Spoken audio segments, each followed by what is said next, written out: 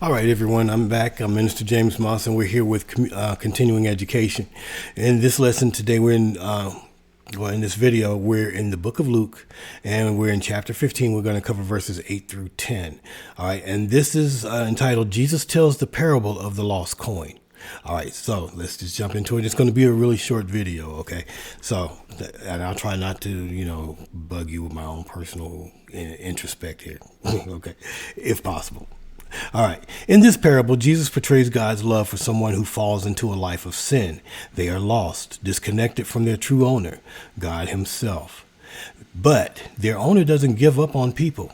Instead, he compassionately searches for them, freely offering them forgiveness through his son, Jesus.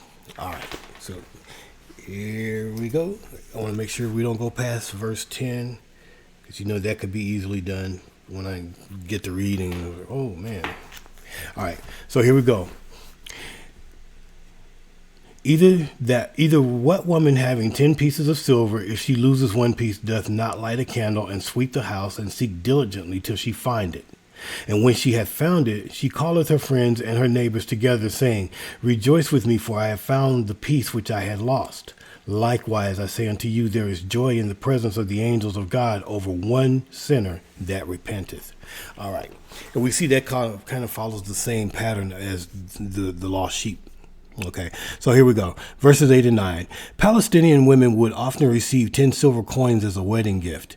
Besides their money value, these coins held sentimental value like that of a wedding ring. So to lose one would be extremely distressing. The 10 coins could have been this woman's life savings, meant to support her in a time of need.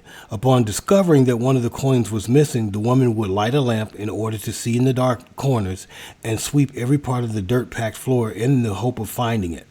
Although the woman still had 9 coins, she would not rest until the 10th was retrieved.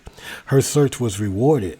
Like the shepherd, she shared her joy with her friends and neighbors so they could rejoice with her.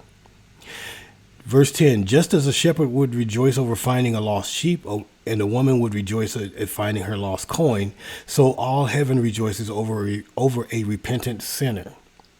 Each individual is precious to God. He actively seeks those lost ones, and when they are found, there is joy in the presence of God's angels.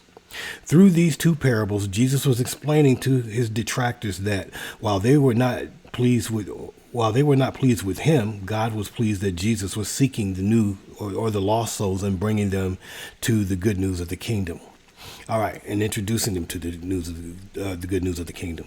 All right, so like I said, this one is short. It's still kind of in the same vein as the parable of the lost sheep. It's just an extension of that. So we don't really need to go into that other than knowing that God rejoices over everyone that turns from their sin, repents of their sin. Heaven rejoices. The angels of God rejoice when mankind turns to God and says, please forgive me for my wrongdoings. Forgive me for I've sinned against you and myself.